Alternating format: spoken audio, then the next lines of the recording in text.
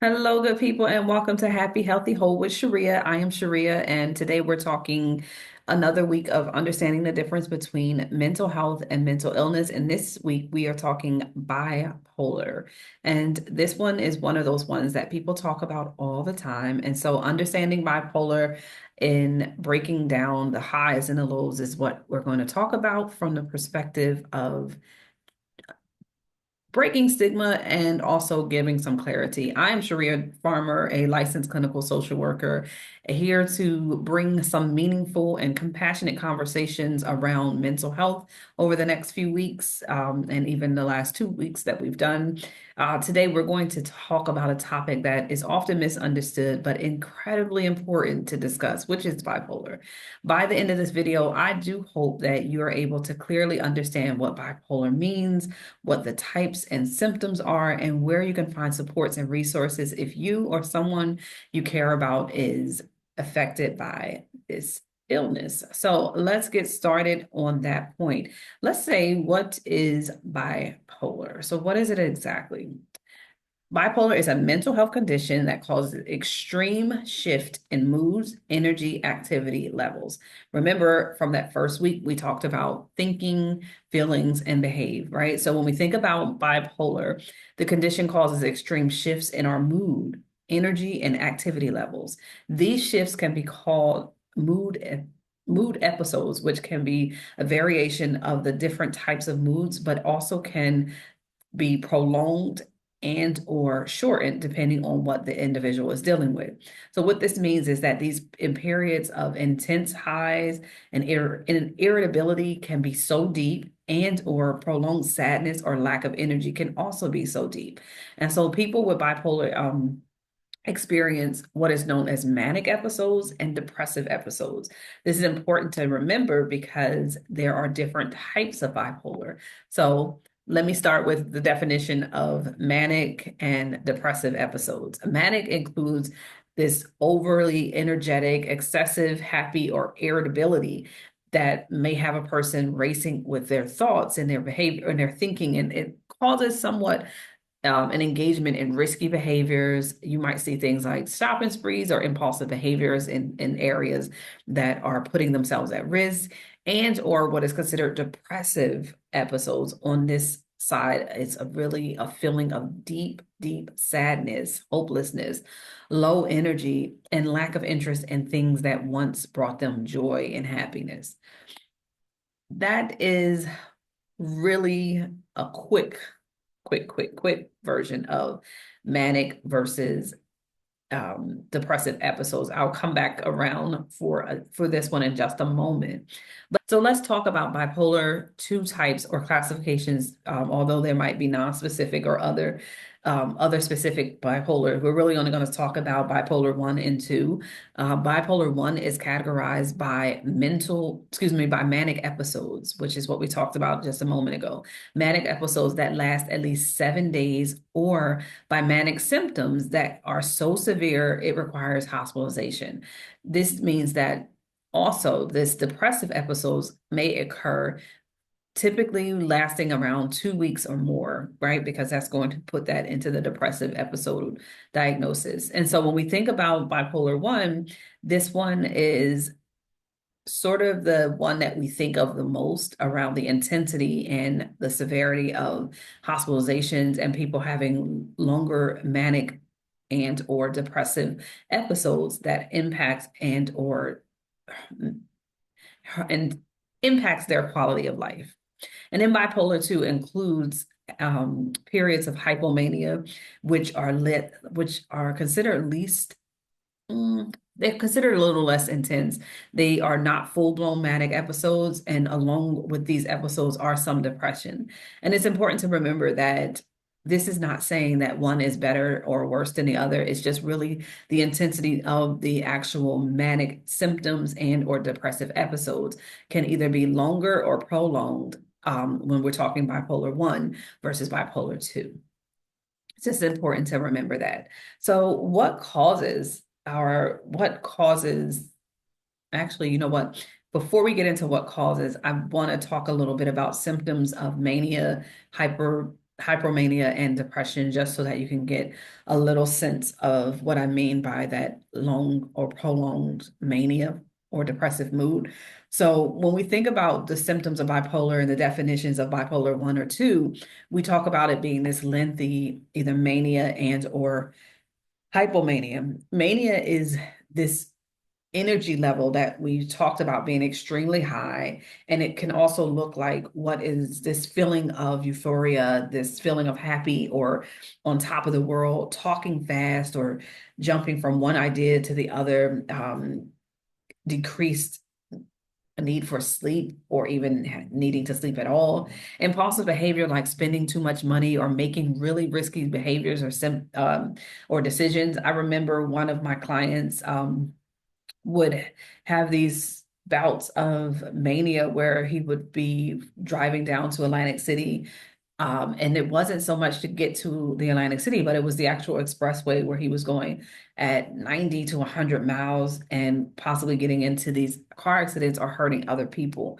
And it was scary because when he was in these active, he would end up spending literally his household's money, but also putting his family and those at risk that are on the highway by making it so obvious that he was actually speeding, that he was running in and out of the lanes or going in and out of the lanes. And we know this because he had gotten into multiple accidents at that point. Versus hypomania, which is similar but less severe.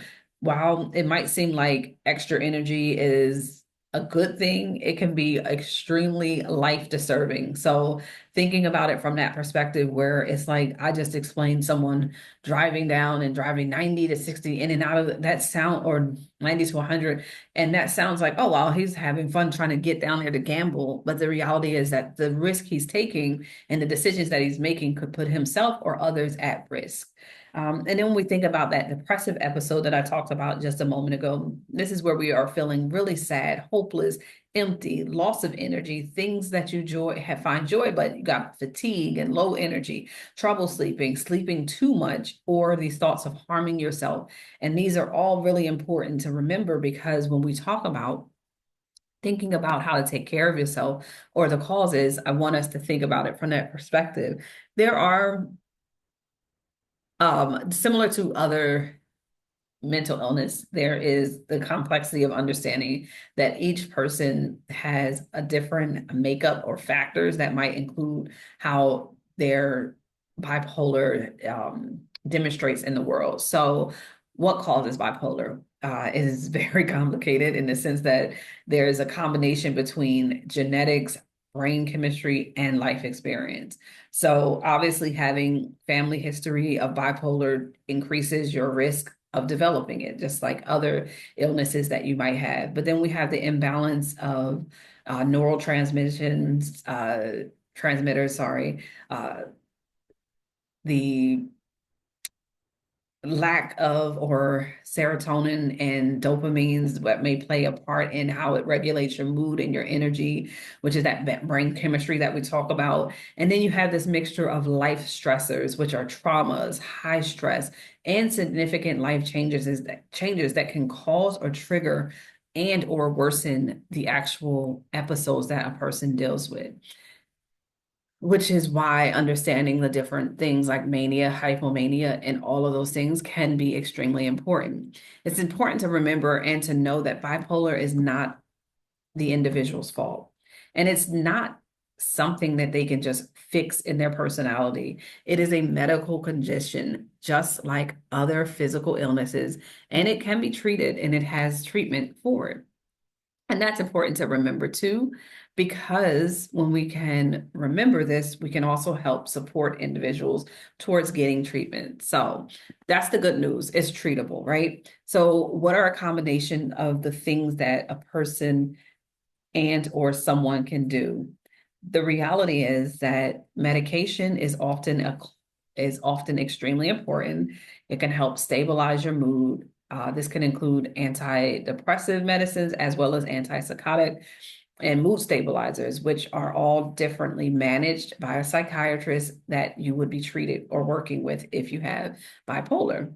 The other thing is similar to other mental illnesses, you want to think about therapy, especially when we think about this, is thinking from this perspective of coping strategies, recognizing warning signs and things that might trigger you, managing your emotional output during mania and other depressive episodes. So all of these things can be worked on under different types of cognitive treatments, such as CBT, DBT, all of the other kinds of cognitive treatments that might be helpful. Then also lifestyle changes.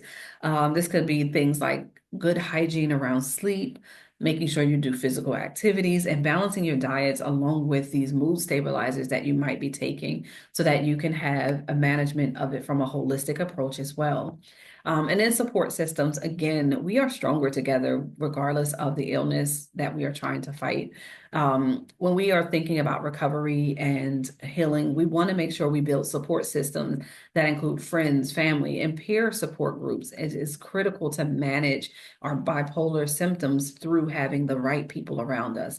And so making sure that you're creating that environment you need to take care of yourself, which includes those who are in our communities and in our families and in our support groups.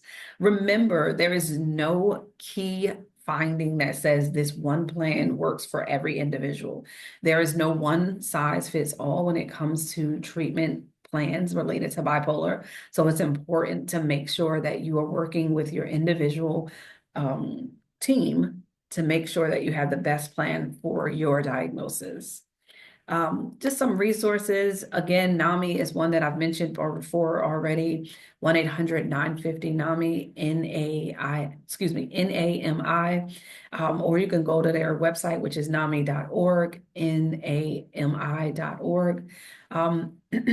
Depression and Bipolar Support Alliances, which are dbsalliance.org. They have more information specifically on support groups and mental health education that might be helpful as you're dealing with bipolar or even depression. National Institute for Mental Health. They have in-depth information on bipolar and treatment plans. So just visit nih.gov.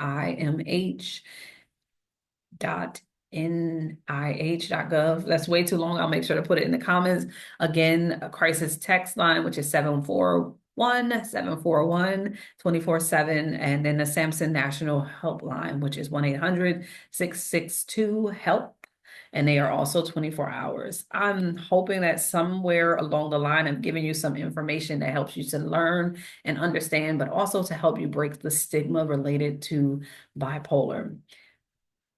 One last thing, bipolar, like any other medical condition, carries a lot of stigma. But the more we understand and share knowledge, the more we are able to break down barriers that help people to get the treatment they need. Bipolar doesn't have to define a person. It's just one part of their story. And with the right supports, treatments, excuse me, treatments and understanding, they, like everyone else, can thrive. If you have someone in your life that is struggling, please take the resources mentioned and surround them with love and care and help them on their journey to recovery by being non-judgmental and caring. That is it for today. I hope that this brought some clarity on bipolar disorder. Again, if you have any questions, please feel free to add them in the comments. Give this video a thumbs up if it was anything that was helpful. Share it with someone else that might get some information from this. Again, if you have any questions and or additional areas you'd like to learn on or learn in when related to mental illness specifically, please put it in the comments. And like I said, I am on hiatus for the month of January on social media. So if I don't get back to it in this month, please make sure you know that I will be checking in February and forward so that I can make sure to answer and help grow and break the world knowledge and information, but break the stigma around mental illness specifically. All right, you take good care of yourselves, and I will see you on the other side. Be well.